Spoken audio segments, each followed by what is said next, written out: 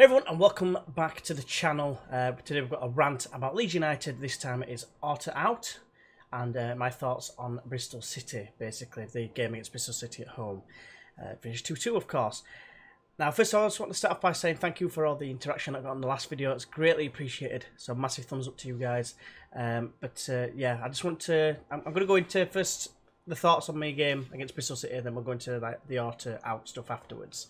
So, first of all, well, second of all, I should say, please go ahead and leave like your comments below in terms of whether you agree with certain things that I say, or I just want your opinions, really. End of the day, it's all about the opinions, and everyone's got one, like an arsehole, you know, everyone's got one. So, and if you had all the same opinion, it would be pretty boring. I would imagine having the same arsehole would be pretty boring to some people as well, but never mind, enough about that. So my thoughts on the game against Bristol City. The first half, absolutely abysmal. It was shocking. The first 5 minutes, we started brightly, and I'm thinking, you know, we could be in for a decent performance here. Dallas got in with a long shot, and it was pretty straightforward save in the end for the keeper. And then Vidvel just came to life, didn't he? First missing a throw-in, I think it was throwing at first. It went and punched it. It was a very tame punch. Got away with it somewhat. Then the very next one, he had no right to come out and get that ball. Tried anyway. Failed miserably, and yeah, cost us a goal straight away. Put us on the back foot again. Early on, again, you have to say a bit of a trend that we need to stop, really, in my opinion. So that was that, and then they scored another goal not long after. Another set piece again. I think was it a throw in again? It might have been a corner. It just loses me a little bit to think about now, but I don't mind. I've just watched the highlights as well, but yeah, we're just shocking goalkeeping. I mean, the thing about Felix is he's got the stats. 11 clean sheets he's got in the league. I think at one point it was like the most clean sheets for ages. And to be honest with you, in a one-on-one situation and, you know, shot-stopping ability, he's got it. It's just put balls in air, decent balls in air, and you just know, and as an opposition player, you're probably gonna get some joy, one way or another. It's just, you just don't know what to do. I mean, obviously the defence have got a role as well. They should be, you know, getting that second ball and that. But if the keeper puts you in a tricky spot, I mean, for the goal, the first goal, he's going to come out, he's going to shout, Felix's, or whatever, or probably Felix's, because he doesn't seem like he's the sort of person. I mean, I saw him shouting for the first time, I think, just before they got the goal. And they're going to leave it. And I seem to remember two of our defenders just decided to fall on the floor, probably getting in each other's way. And yeah, it would just dire, and he just doesn't fill you with confidence, does he? Because of that reason, he might have all the stats. He might be good at shot stopping, but the fact of the matter is, any set pieces, your arse is like this. Well, let's go like that so you can actually see it.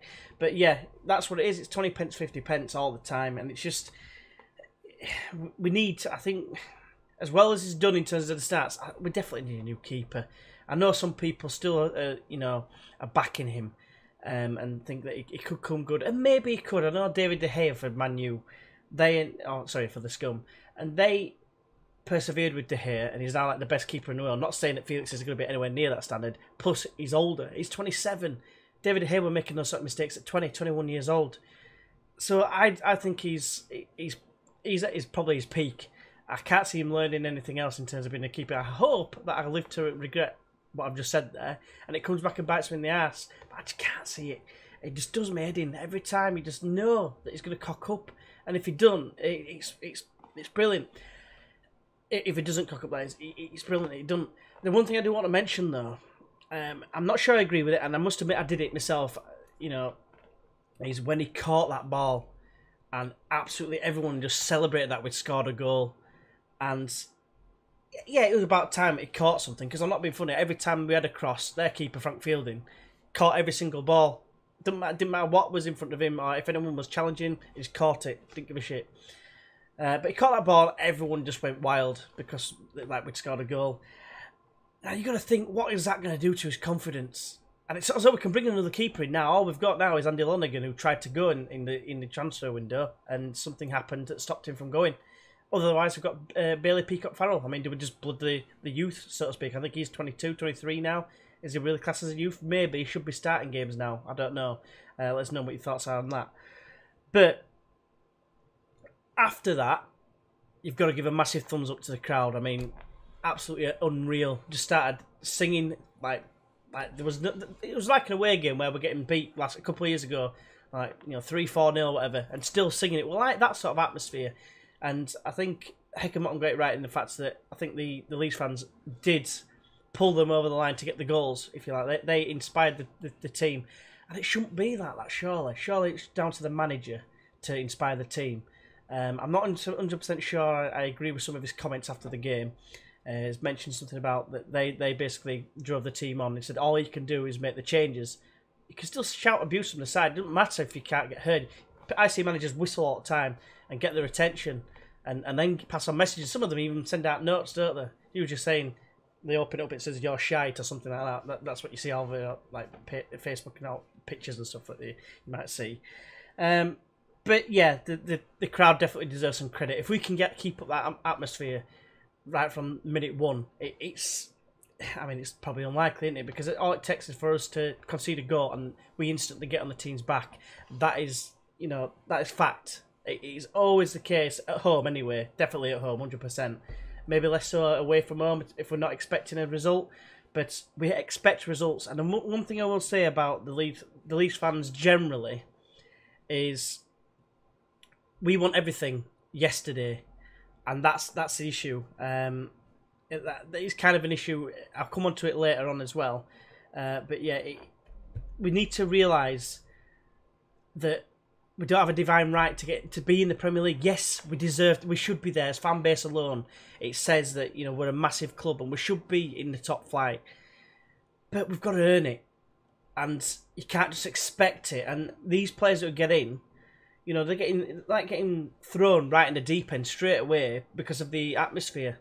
We're all hunky-dory at the beginning of the season. Alioski, everyone were loving him, and Sayers obviously we'll kind of go into that a little bit as well later. He's still, they were loving it at the time, but like I said, the game against Millwall for me changed it. I think I mentioned that before, where teams found us out, just kick shit out of us basically, and be first to every single ball, and you'll beat us basically. And not until like the last 20 minutes of the game did I feel that we showed that against Bristol City. I think the main player for me that was showcasing that was Adam Forshaw, who I thought I actually had a really good game. Some of the passing he was doing towards the back end of the game were just unreal, like the crossfield ball sort of thing to the corners. Every time it just seemed to get to his man. Sacco on one side, Hernandez on the other side. It didn't matter, and I thought he had a really good game. But aside from that, just moving on to everything. I'll move to the next point, what I've written down, by the way. The question is, of course, is the new manager optimism quickly dwindling? For those who maybe thought we had some optimism, I had a bit of optimism, thinking, well, he's a bit more straight to the point. It's just those comments a little bit did like make me think a little bit less of like what he can do from the sideline. The one thing I will say is though the positive changes to the formations. 4-4-2, very positive change. So I'm a bit 50-50 at the minute still. Like I said, I didn't necessarily agree with certain things, but I liked that he's changed it up and tried to go 4-4-2 a bit more, direct, get in the faces sort of thing. It just, for some reason, in that, call it a 60-minute period, where we were just getting, taking the piss out of, really, and we couldn't play, we were trying to play it out of his area and losing it and stuff. And it was just a bit poor, wasn't it, really? So basically what I've done is I've gone the positives on the game. Lasoga is one of them. Obviously got another goal. Worked very, very hard. He's not the quickest. We know that. We know what he's all about. He's not. I saw someone comparing to Viduka. He's not a Viduka. Not a chance. Viduka was one of the most skillful players you'll ever see in a Leeds shirt. He wasn't blessed with pace. That's the only comparison you can really make, and he was obviously a unit.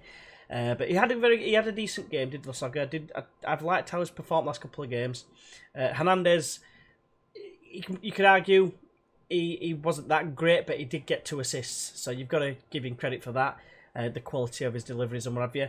And then Adam Forshaw, as I've just mentioned, he was just quality, and the fact that he nearly scored and he was kicking the crap out of the ground, which obviously it's not always a good thing, but it just showed how much he cared and how much he gave a shit. And the fact that he won that ball just before he had no right to win it, just snuck him side at midfielder. I want to say it was their midfielder, won the ball to get the opportunity in the first place. And I just thought if anyone's going to create anything, get the actual opportunity to play someone through or start off an attack, it was going to be through him. Obviously Hernandez on one side and Sacco or Dallas on the other. Dallas had a bit of a poor game, but Sacco did all right, to be fair. But the negatives, Felix, of course, I won't go into that again. I've already gone into that enough. Kane had a very poor game for me again, and a lot of people are getting on his back, I must admit. It was like little things where we're trying to overplay it out of defence or whatever. And I remember they nearly scored from a bit of a cock up from him. I can't remember exactly how the chance ended, but I just remember him getting out muscled off the ball, a little bit too lightweight maybe. We need physical players, I think. It seems that way. And like I say, just seem to be just mauled off the ball, piece of piss really. Put us in danger. And Ekuban might be a bit controversial. That I was looking forward to having 4-4-2 with the Soga and having a fast man off him, and he didn't really offer much. And the way he's played in previous games, I just didn't think he was as effective. Feel free to disagree, of course. That's what this this video is all about. So yeah, moving on to the other subject, the sore subject of Orta. Victor Orta. Now, he's got his... I would say he's got his fans, but I don't know many. And he's also got his critics. And what it is he's brought in a lot of players. That much is true. Some for first team, most for the under-23s. Now, he's clearly got a plan. But what it is, I've no idea. I don't for a second think that he's trying to, just destroy us. He's not, sabotage us.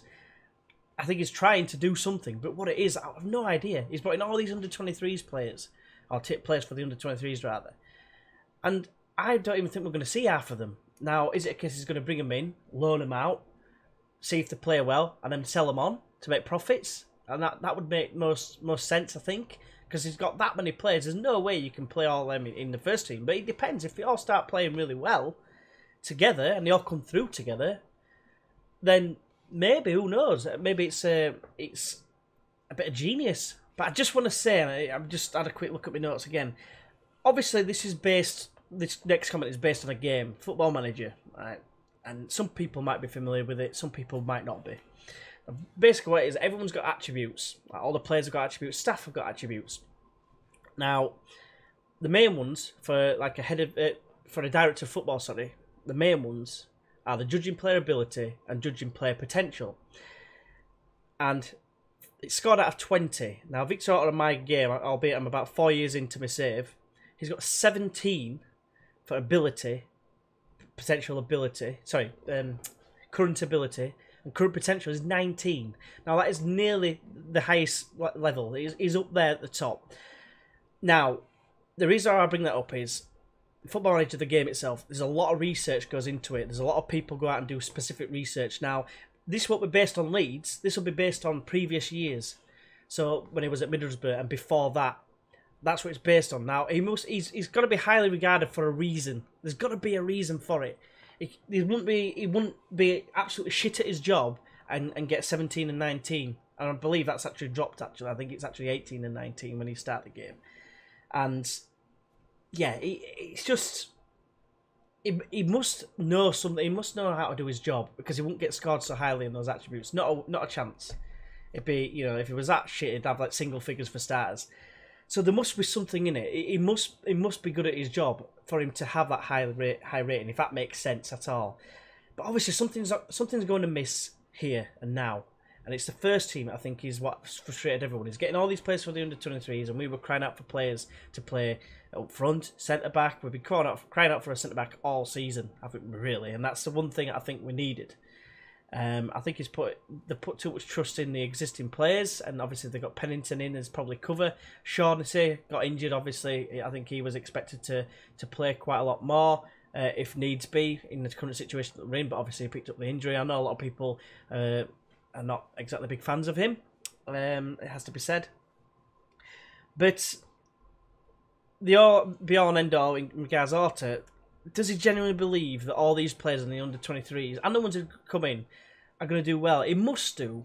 I mean, they started well, didn't they? I mean, the only one really that stands out at the minute, that sticks out, apart from obviously the recent transfers, that ones that are suited to the English game, like Forshaw. Because De Bock's been okay, but I'm not too sold on him at the minute. But I'm absolutely, Samu Saiz, get rid of his spitting incident, and he's like been the signing of the season and probably player of the season, everything. It has put a massive damper in it, and I don't know what you guys think about when he comes back into the team. Obviously, we're struggling, we're crying out for him, we need him. And obviously we've accepted people who spat before, because we had El Hadj Youth at the team, in the team, should I say, and we all got behind him in the end. And I'm pretty sure that will happen again with Saiz, but it's just like that little bit of respect we had for him, I suppose. Not that he'll probably give a crap, like, but it's probably gone down in a lot of fans' eyes. But we do need him. He's probably our most creative player, alongside Hernandez. I'd probably say he's better than Hernandez in terms of the creativity side. Yeah, he's got to come back in as well. But like I say, he's the only one really that's been consistently the best player for us this season. Everyone else has been poor to, to okay at best. But anyway, moving on. I'm just going on to what I was saying earlier. Leeds fans generally want everything yesterday, and that's the issue. I was mentioning it before, but the reason why I've come back onto this is because of the 5-year plan, which might be more insulting to Leeds fans than it would be to actually just bend down, squat, and just curl off a massive turd and land it right on the chests. That seems to be more insulting than something like that. So you've got to remember that Radrizzani doesn't have a bottomless pit of money. That's the downside. And I know people think he's got a lot of money and he probably can afford to do stuff, but is he really going to absolutely skint his own pockets? Is he going to skint himself? You might say, well, he doesn't care about the club. He's not going to do. He's an Italian. He's investing in a business, basically. That's what he's doing. And if he develops a love for the club and decides to stay, then great. But I just can't see that with him not being from the area. He'll probably have an Italian team that he supports or something. He's not going to be a genuine 100% supporter of us. So he's got to run it as a business. So he's got to be careful. I like everything he's doing in the background in terms of all the infrastructure and stuff like that. He's trying to sort out, obviously. To an extent, I agree with him strengthening the under-23s and sorting all that out, because we must have been weak in that area. Other than that, like with the stadium purchase, of course, I've got to give him credit for that. But a lot of fans are saying, well, I'd rather they spent that money, instead of paying for the stadium and having that rent every year all the time, spend all that money on a decent striker and what have you. Now, that's all well and good, but if we spent all that money on a striker and didn't go up, where are we left? We're still in the same division, back to square one. Obviously, we sold Wood, but I'm kind of thinking that, now we're starting to spend a bit of money in January. Don't forget, we're paid out. It's going to be looking like about $4.5 million for Forshaw. I think it were 3 million, wasn't it? 2.5 million for Debok. It might have been less. I can't remember now. I should have really checked this, but. Basically, we spent a little bit of money in January, and we had to do, really, for the fact of the Wood money and the Charlie Taylor money. Had to show that we still have money to spend, which I think was good, because how many of the previous transfer windows, January in particular, have we bought crap or loaned crap? I'm thinking like the Jimmy Kebbes and that Edgar Canny or Channy or whatever didn't even play. What point in him? But yeah, he's just. I don't know. They're starting up the LUTV thing again or whatever. I'm guessing that's something to do with him, because we didn't have the lovely Emma, did we? With her two up front. Yeah, it's just, I don't know. Everything in the background is good, but on the field it's just shit. And I must admit, there's times at this moment in time you struggle to see where we're going to win his next game. And obviously we knew it was going to be tough for 6 games for Heckenbottom. Of course, we're always going to be tough. I mean, we've pulled it back against Bristol City. Lasogga getting a goal, and then obviously the corner coming in and going past everyone, and then Roof at back post, beating his man in the 50-50 to get to the ball first. It was a bit reminiscent to their second goal. So, and we nearly nicked it at the end. Lasogga unlucky in the bar, of course, just before that Calvin Phillips somehow missing the sit. I'm not sure if it hit a defender on the way through, and it took it, changed the trajectory, sort of. But we'll never know. But if we'd have won that game, I feel that may have been a turning point in our season. You never know. If we're losing 2-0, first time in 6 years. If we win 3-2, we don't. So back to square one, where we still haven't won a game since Boxing Day, which is obviously not acceptable. But I suppose to summarise, does Orta need to go? And let us know your reasons why. And have your thoughts changed at all on Heckenbottom? Maybe he's impressed you. I know probably it won't have done if you were not a fan of him to start off with, but I might be surprised. And if you were a fan of him when he first came in, have your thoughts changed? I'm still a little bit up in the air. not too keen on his comments, but I like the fact that he's changing the tactics around and dropped certain players as well. Just to add that as well. Alioski on the bench didn't even come on. He opted for Sacco. And yeah, he did prove to be quite successful coming on, actually, to be honest with this Sacco. A little bit of trickery and deceit from him, like what he was when he first came, and we all liked the look of. With him, it's always been about his end game, his end product. But yeah, hopefully this hasn't been too much of a ramble, and you've kind of like understand what I'm saying in certain areas. And yeah, hopefully you can give us some feedback as well. So yeah, hopefully onwards we'll go to Derby County on Wednesday. That's going to be an interesting game. Can't say I'm expecting anything, but who knows? You never know. I don't know if you get the feeling that we have less pressure away from home. Sometimes you feel like players in general, the vast majority, just can't handle Elland Road. I don't know what it is. It's a strange situation, especially when we're getting the backs. But anyway, I've waffled on far too much. Probably won't do another one of these until probably next Tuesday. So it won't be after the Derby game. It'll be after the Brentford game. So I'll probably cover both games on that particular video. But hopefully I've enjoyed this video. Of course, if you do actually play, as I mentioned before, Football Manager, I do have a couple of saves on obviously my channel. Feel free to check them out. If it's not your thing, that's fair enough. Just yeah, thank you very much for watching, and until next time, I'll see you then. Bye bye.